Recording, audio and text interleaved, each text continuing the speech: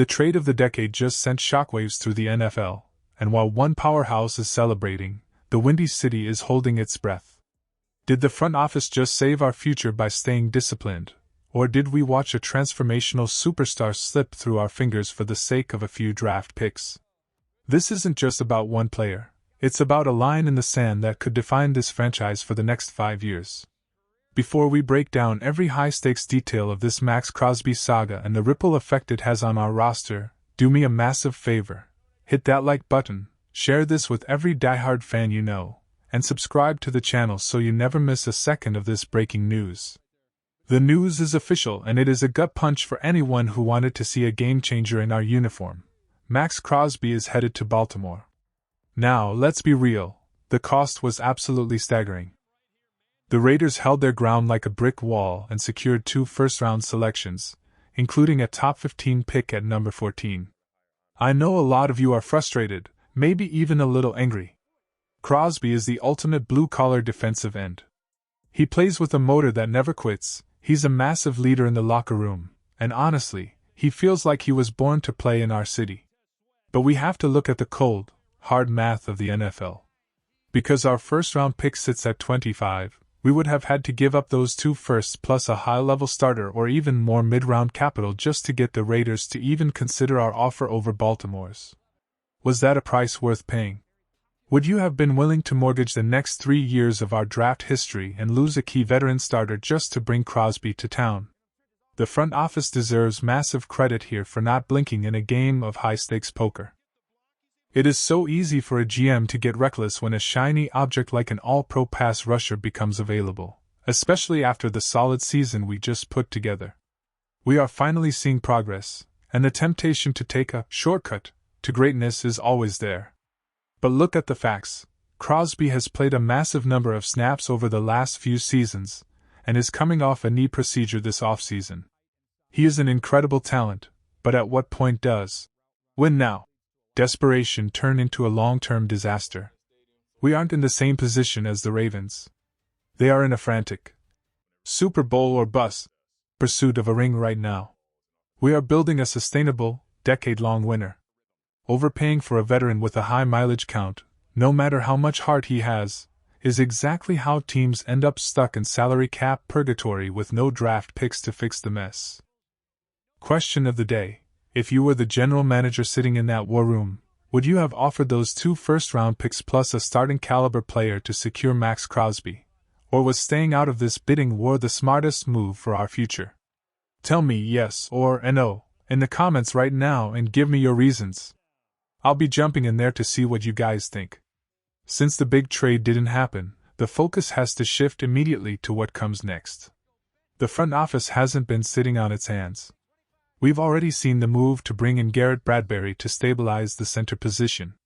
Now, I know Bradbury isn't going to sell 1 million jerseys overnight, and he isn't a headline-grabbing superstar, but this is smart, efficient business. Getting a veteran starter for a 5th-round pick is the kind of move that wins games in December. It's a scheme fit that keeps the pocket clean and provides veteran leadership for the young guys on the line without breaking the bank. And speaking of the trenches, everyone needs to keep a very close eye on the left tackle situation. If a veteran like Taylor Decker becomes available via trade or a surprise release, that could be the move that actually protects our long-term interests more than a flashy defensive trade ever could. You can't build a house without a foundation, and the offensive line is that foundation. There are also some massive, uncomfortable questions looming over the current defensive line that we need to address. We've seen the rumors swirling about potentially moving on from Montez Sweat to save nearly $17 million in cap space. Let that number sink in. $17 million. In theory, you could trade Sweat for a day 2 pick and use that massive chunk of change to sign a veteran like Khalil Mack or perhaps a younger high-upside guy like Jalen Phillips. It's a risky game of musical chairs. Sweat is arguably our most complete edge defender right now, but the NFL is a business of production versus cost. If the coaching staff and the front office believe they can get 80% of Sweat's production for half the price, they might just pull the trigger to double down on other needs like safety, or a true lockdown corner. Then there is the internal debate regarding the interior of the defensive line. some insiders are suggesting a trade involving our young defensive tackle, Gervon Dexter, who is entering a critical phase of his rookie deal. He's shown flashes of being a dominant pass rusher, the kind of guy who can collapse the pocket from the inside and make a quarterback's life miserable. But the consistency against the run just hasn't materialized yet. If a team offers a high day 2 pick for a player who might not be a perfect long-term scheme fit, do you take it? At 24 years old, there is still room for growth, but in this league, if you aren't improving your pad level and firing off the ball by your 4th year, you might already be looking at your ceiling. If the team has a different vision for that defensive tackle position in 2026 and beyond, moving Dexter now while his value is still decent might be the savvy play. The draft is where things get really interesting, especially with that 25th overall pick. One name that keeps surfacing in every mock draft and every scouting report is Akheem Mesidor. He's a polarizing prospect, and for one main reason, his age. He'll be 25 years old before he even takes a single snap as an NFL rookie. On one hand, he's polished, he's refined, and he's physically ready to dominate grown men from day one. He could be the most pro-ready edge rusher in this entire class, someone who can step in and give you 8 to 10 sacks immediately.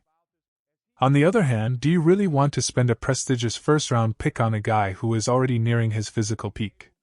It's a massive gamble. Are you drafting for a 3-year window or a 10-year window? If a younger, high-ceiling player like Ruben Baines starts to slide down the board because of his measurables or arm length, would it be worth trading up to grab a potential 10-year anchor for this defense? The front office has to decide if they want the safe, veteran-style rookie or the raw, athletic freak. The philosophy for the first round seems to be shifting toward best player available. While a left tackle is always a tempting insurance policy to protect our quarterback's blind side, this defense still feels like it's 1 or 2 pieces away from being truly elite, the kind of defense that keeps offensive coordinators awake at night. Whether it's a veteran like Trey Hendrickson in free agency, bringing back a legend like Khalil Mack, or taking a massive gamble on a polished rookie like Mesidor, the mission is crystal clear. We need more heat on the quarterback. We cannot afford to let opposing passers sit in the pocket and pick us apart. We also have to consider the secondary. Do we bring back Kevin Byard? Do we look at someone like Cam Curl at safety to add some youth and speed? And what about the linebacker core? If the team decides to move on from Tremaine Edmonds to save even more cap space, do they look for a cheaper veteran like Demario Davis to provide that veteran glue in the middle of the field? There are so many moving parts, and every decision is connected to the next. If you save money on the defensive line, you can spend it on the secondary. If you trade down in the draft, you gain the assets to move up in 2027. It's a massive game of chess, and we are watching it play out in real time. Ultimately, we have to trust the process that has brought this team back to respectability. It's painful to watch a powerhouse like Baltimore land a guy like Maxx Crosby, but championship rosters are built on value and discipline, not just chasing highlights and winning the off-season championship.